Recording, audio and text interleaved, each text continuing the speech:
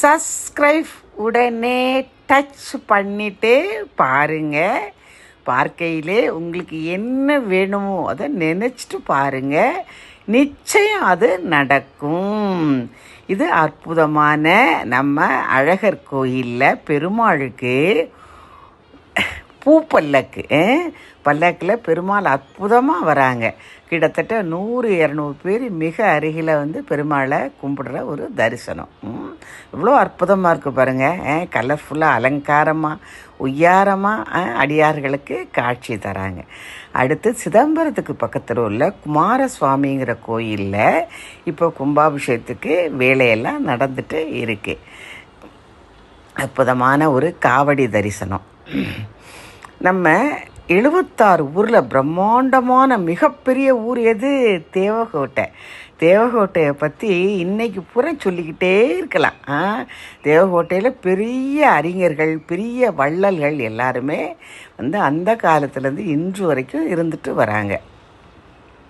தேவகோட்டையில் அந்த காலத்தில் வெளியெல்லாம் போய் சம்மந்தம் போட மாட்டாங்க.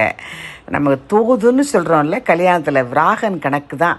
அவங்க அந்த ஊருக்குள்ளே தான் சம்மந்தம் போட்டுக்கிடுவாங்க. இப்போ தான் பொண்ணு கிடைக்கல அப்படின்ட்டு வெளியே சம்மந்தம் போடுறாங்க. தேவகோட்டையில் இன்னொரு அற்புதம் என்ன தெரியுமா? கோட்டையம்மன்னு இருக்காங்க.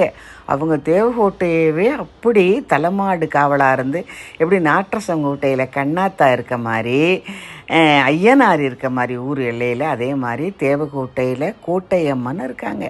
இந்த ஆடி மாதம் அவங்களுக்கு 30 நாளும் அப்படி ஒரு திருவிழா, அப்படி ஒரு அலங்காரம். அந்த காலத்தில் என்ன பண்ணியிருக்காங்க, இவங்க இன்னார் மண்டகப்படி அப்படின்னு சொல்லி அழகாக ஏட்டில் பதிஞ்சு வச்சுட்டாங்க. அதுபோல் ஒவ்வொருத்தரும் நான் உன்னை விட நல்லா பண்ணுறேன், நீ என்னை விட நல்லா பண்ணு அப்படின்னு அந்த மாதிரி போட்டி போட்டுக்கிட்டு கோட்டையம்மனை வெளிநாடுகளில் இருந்தும் இங்கே தூரத்தில் இருக்கவங்க எல்லாருமே கோட்டையம்மனை வழிபட்டு கோட்டையம்மனுக்கு நன்றி தெரிவித்து தேவகோட்டையே அவங்க கட்டி காக்கிற கோட்டையம்மன் ஒவ்வொரு நாளும் 30 நாளும் அப்படி ஒரு அலங்காரம், அப்படி ஒரு அற்புதம். அருமையான தருணத்தில் நீங்கள் எல்லோரும் எங்கெங்கே இருக்கீங்களோ எல்லா அம்மனும் மாதிரி கோட்டையம்மன் ரொம்ப பிரம்மாண்டமானவங்க.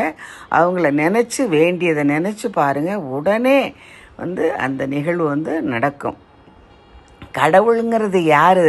நம் ஆழ் மனதில் நியாயமான எண்ணங்களே தான் உள்ளதான் கடவுள் இருக்கார். நம்ம வேணுங்கிறத நினைக்கணும்.